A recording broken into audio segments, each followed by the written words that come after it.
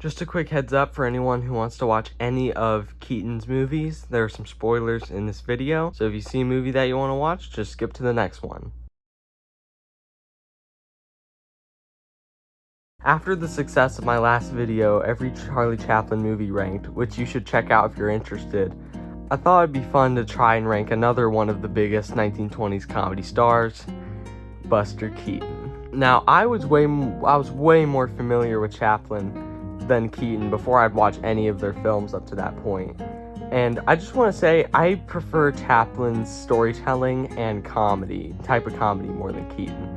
But Keaton has Chaplin beat in terms of pure entertainment and stunt. So keep in mind in my ranking, his top ranked spots on this list is because of how much fun I had while watching them. So keep that in mind. I'm not really watching Keaton's movies for like the story and romance as much. I am really watching it for the entertainment value above all. And Keaton fascinates me because of not even just his whole personal story, but just his whole idea that he's his code that he stands by with doing his own stunts and not using stunt doubles. And I just think that's like, mad respects to this man. I mean, he's a legend for a reason, especially after watching his filmography. I get why people love him. So he has 12 feature-length films. Some are mid, while some are actually pretty great. And I will say his bottom of the list is probably like a 4 or 5 out of 10, just like Chaplin, which is still very surprising.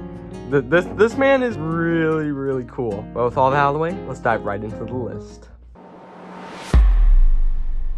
Man, this is just, oh lord, where do I even begin with Battling Butler? So this film is about Keaton, who is a rich millionaire who falls in love with this girl, and to be able to marry her, he has to prove that he is a strong person, but he isn't, and he happens to share the same name with a boxing champion. Even just by hearing the premise alone, I was extremely excited for this. Like, this seems like a perfect type of story to build up to with a bunch of gags and stuff and have like a nice romance at the heart of it, but it was just boring, man. I was just really bored by it. It was just, you have the first act where he's like a glamper, and there's only like one good joke in that whole first act. The rest of it, I just kind of wasn't laughing throughout. Just, I don't know if it was my heart was cold then or something, but I just wasn't having it. Second act was definitely my favorite of the three, with the training camp. That there was a lot of good gags there, like him practicing to fight. Like, it is really funny. And the third act, this is one of the things I noticed about Keaton as a filmmaker, is his first two acts focus on his small scale comedy with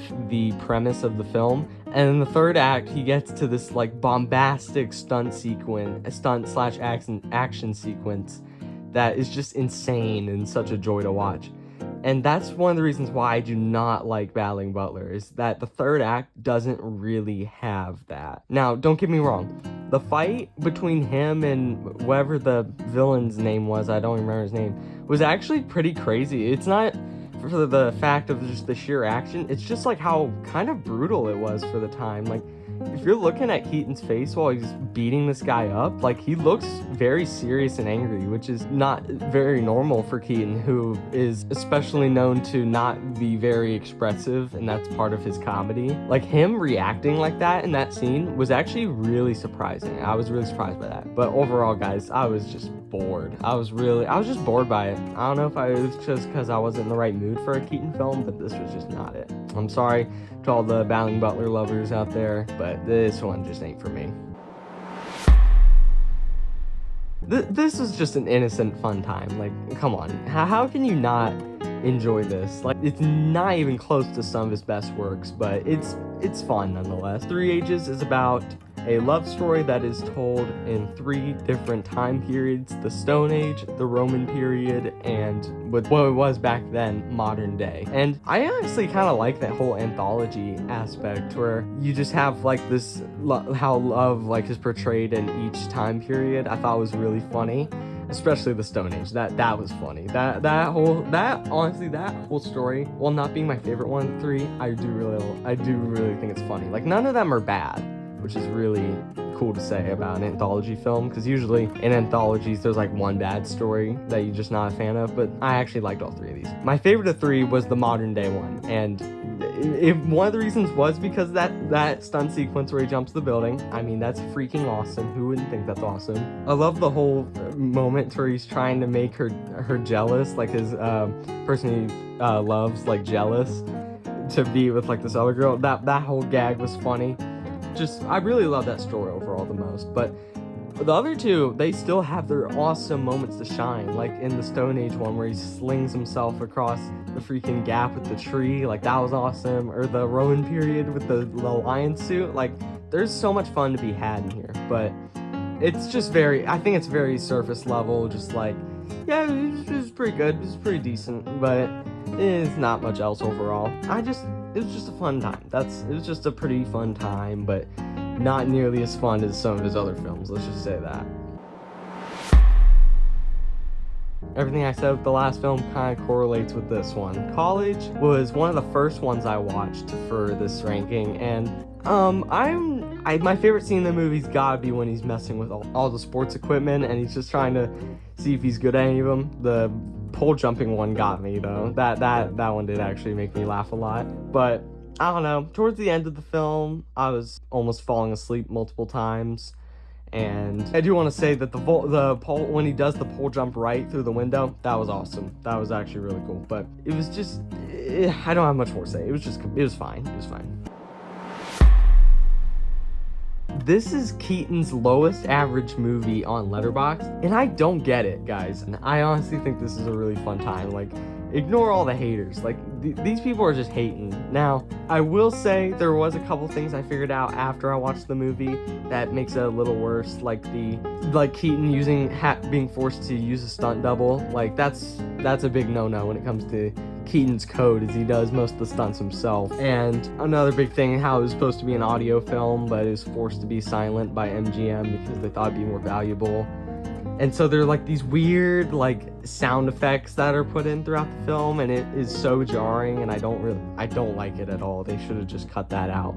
But I guess it's fine. But other than like those two things, this is just really fun. Like, I don't get why a lot of people dislike it for any other reason, because the story is simple, but it's funny. It's about Keaton, who is in love with this actress, and he ends up marrying her because she wants to get her ex-boyfriend jealous, so she doesn't really love him. And I just think that is just a really perfect setup for a bunch of gags in the movie, especially the one scene where he's trying to put her on the bed when she's when she's unconscious, but he just keeps failing. That got me honestly a lot. But this really shines in the third act. I was that meme where the guy sat up and started staring at the screen when that third act came in, when the freaking the pirates got on board, and that whole last act battle when they're like constantly fighting each other and he gets thrown off the boat multiple times. Yeah, that was peak cinema moment right there. That was so awesome. I was so in. So yeah, guys, stop hating on this movie. There are things I figured out after I watched it that I didn't like, but man, was this a fun time regardless. This is probably my favorite story setup out of all of his films. It's about Buster Keaton's character wanting to marry someone just randomly, so he decides to plan a honeymoon for that said person before even marrying them. And so when he asks this lady to marry him, she says no, obviously. He has to go on the honeymoon anyway, but certain circumstances make them forced together on this boat in the middle of nowhere, and it's just the two of them. That just sounds part hilarious and part like really good love story. So I was really anticipating all the stuff that could be in this film, all the potential of it. And it ended up still being really good. It ended up still being really, really cool. The whole sequence when they think that the boat is haunted is the funniest stuff, dude. That had me laughing out loud. And you also had the sequence where they're trying to cook for the first time on the boat. Also hilarious. The sequence where he's underwater in a diving suit without air. Insane. That is an insane stunt. He's literally not even connected to anything underwater, and that's insane. Also, it feels so iconic. The scene where he's walking up on the beach in the suit. Dude, that is such like an Orifar moment right there. But yeah, this was just really, really enjoyable. I really enjoyed this. I would happily rewatch it. Again, just like the Chaplin video, this is probably my hottest take, but The General, while being really great, I don't love it as much as other people. I watched it for the first time, I thought it was great, but definitely not as good as what other people have been saying. Doubted my opinion, rewatched it, and thought the same thing. It literally, maybe it's because it takes itself more seriously than his other films, because it's trying to be like this war comedy, but it actually does take its plot pretty seriously, and while I do appreciate it, I don't know, I kind of prefer the type of comedy he goes for in his other films a little more. But it's about Johnny Gray, who wants to enlist in the army, but he's not allowed to.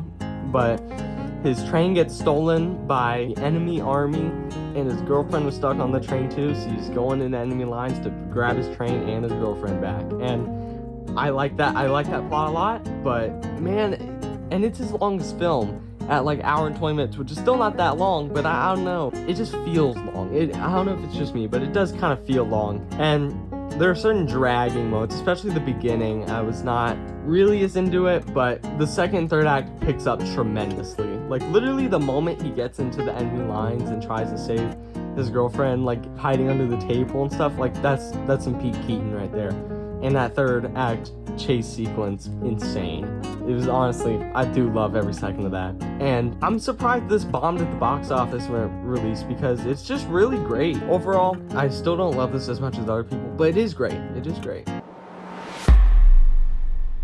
This is probably his most outrageous plot out of any of his films. It's about Keaton, who figures out that if he gets married by 7 p.m. on his 27th birthday, he'll receive $7 million from one of his relatives. And it's basically the first 2 acts of the film, he's trying to get married to any girl he finds so he can get the money. And then you just have the whole insane third act where he gets chased by like hundreds of brides. That is just freaking crazy and hilarious. I was totally there for it. Him just at the bar trying to just get any girl he finds is the funniest thing, dude. It is so funny how he constantly messes everything up, and it's so great. And don't even get me started on how peak that third act is, dude. Freaking, it reminds me a lot of third act of a movie we'll get to soon later in the list, and I'll mention it when we get to it. And dude, everything about it, I don't even know where to start with this. Freaking gang chase all the way down the street, or freaking grabbing onto the claw of like this crane and go all the way up, almost gets killed multiple times. Like, this man is insane, bro. It's insane. I really, really like this one. Like, really, really like this. We are officially in the amazing movies. These are like the 8 out of 10s and up, man. Like these are some of his peak ones, because we're already in the top 5. This is the film with his most iconic stunt sequence in any of his films. If you're a fan of movies, you know what the scene is, where he almost gets crushed by the wall of the house. Steamboat Bill Jr., it's about Steamboat Bill Jr., who, after his dad left him when he was a child, after he grew up, he decides to go back to see his dad and try to bond with him after all this lost time. And the story, I was in, man. This whole father-son plot I was really into, where they're trying to reconnect after so long.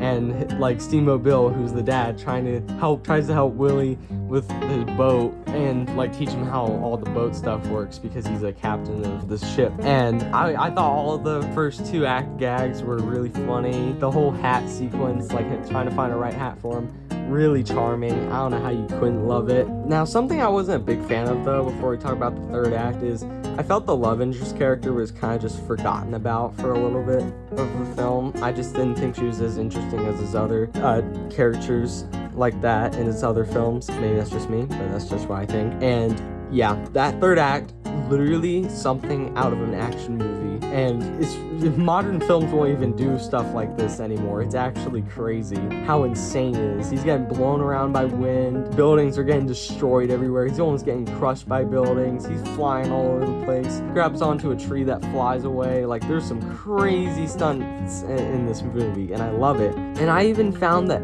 I loved how in the ending sequence, the way he saves his dad is something that he learned through his father on the ship, and it helps him save him. And I thought that was so cool. I was like, let's freaking go, dude. Let's go. Yeah, I love this film thoroughly. Definitely one of his best.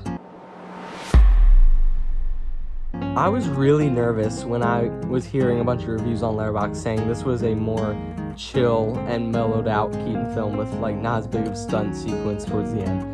But color me surprised, because Go West is really just about the vibes. It is about a lonely man who feels that no one cares about his existence, and he eventually, through certain circumstances, gets to work at this cattle ranch, and he befriends a cow named Brown Eyes. And dude, I'm an animal lover, so seeing this cow interact with Keaton and them being best friends was just the most adorable thing ever. I love every second they're on screen together. So this might be one of the few times that the first two acts are actually better than the third act, in my opinion, because man, I just loved every second both of them were on screen together. It was so adorable. I love that cow with all my heart. I love him. And the whole thing to where he tries to save Brown Eyes from getting sent to the slaughterhouse. Like, dude, this was some really interesting stuff. I loved it. This was also when I said the 7 chances. Third act reminded me a lot of this, because the third act is stampeding cows through the city, and I just thought that was insane, dude. All the cows run all over the place. I don't even know how they did that. And dude, when Keaton puts on the red suit and starts running from them is the funniest thing, dude. It is so hilarious. But overall, I thought this was just an adorable movie. I love the vibes it gives off to where it's almost like a comfort movie in a way, where it's just Keaton hanging out with a cow. What more could you want? I watched this after a bunch of my bottom ranked movies, so I was really doubting whether I was a big fan of Keaton's film, but luckily Our Hospitality picked it back up tremendously. It is about John McKay, I think his name is John McKay, who was sent away as a baby to his grandparents because of a feud that was happening between two families where they were killing each other, and he comes back to reclaim land that his dad had without realizing that his neighbors are trying to kill him. And dude, I was honestly in, dude. The first 2 acts to where when he realizes that when he goes into their house and realizes that they can't kill him if he's in their house because they're code, he just plays with that idea perfectly to where he'll try to run away and then they'll chase him and planning on killing him, and then he'll just run back inside and they just put everything away because they can't do anything. I thought that was just hilarious. I also really like the romance plot in the movie to where he falls in love with someone who's on the other family side, to where they're on 2 different sides but they still love each other and try to connect. And that whole thing tying with the ending to where they have to learn to reconcile with each other was honestly so great. That was so awesome. I loved it. Actually, this might be one of the best third act stunt sequences I've ever seen in any of his movies. You have him climbing a mountain and almost falling off multiple times, and then you have him riding along a river, hanging from a rope from a log over a waterfall, and is almost about to die multiple times. And that whole sequence where he gets to swing and grab his girlfriend and like save her life I was on the edge of my seat and like very suspenseful. I loved it. But yeah, I love the story of this one. I love the action of it. Dude, watch this movie if you haven't. It's actually great. The most recent one I've watched, man, this is a really special movie. The Cameraman is about Keaton, who falls in love with this girl, works at MGM Studios, and so he aspires to be a cameraman for MGM in order to win the heart of the girl he loves. And whoa, man, I'm surprised this was one of the movies that came out for MGM, I think, when he was working under them, because man, did he actually make a real masterpiece under them. Like at least one movie like that. Where do we even begin? This might be my favorite story, this might be my favorite just raw story of any of his films. Not set up, I still think that's the Navigator has that in the bag, but just pure story. I was actually like pretty emotionally invested in these characters, and when all these sad moments happened between them, I actually was feeling pretty emotional, and like I hope they get together at the end. I actually don't know if they will or not. And then you just have everything in the third act where he has to basically film a gang war happening, and he's almost getting killed multiple times. And I was on the edge of my seat again, just like Our Hospitality. I was on the edge of my seat, man. Just wild, crazy stuff, man. And also, the cutest little monkey I've ever seen in a film. Oh my gosh, bro. I love that monkey to death. He's just the cutest thing, bro. I want him as a pet, bro. He's adorable. I love that monkey with everything. And dude, the scene on the beach to where she got everything all wrong and thought that he was actually not even there helping her in the ocean and stuff, man. And his face just when he realizes that she's gone, dude, this is some, like, I was feeling it. I was really feeling it. And also, dude, jumping back on how funny this movie is, you have the whole changing room sequence, which is just comedy gold, man. It was honestly, I was laughing the whole time. It was so funny. I'm just thinking about it now, I'm still laughing about it. But yeah, this was a really special movie that should be watched by everyone, but not as much as... Sherlock Jr. is the purest form of movie magic of the cinematic art form. It is one of the most pure movies I've ever watched in my life. It is something to behold. It is something that can't be replicated. It is something only Buster Keaton could accomplish. Sherlock Jr. is about this man who works as a projectionist and presumably by the movies he watches there, aspires to be Sherlock Holmes. And I don't know why, I don't know how, but this just is perfect. This is a perfect movie. This is a 10 out of 10 movie in every way. Everything about the story, the characters, the action set pieces, everything is perfect in this film. You have honestly one of the coolest story setups out of any of his films, man. And I still think the first act is the worst out of all three of them because it's just really building up to the second and third, but I still appreciate it for what it is and it's still funny. When he gets into the scene where he jumps onto the screen in the theater was when I knew this was something really special. I knew like this was something else. Because I don't even know how he did that. I don't even know how he even just got into the screen. That was insane. But I just really felt a strong feeling of like whimsy and wonder from this movie magic that Keaton has just created with this whole sequence in general. And it's hilarious also where they play with him changing the scenes in the film to where he's like getting messed up and stuff.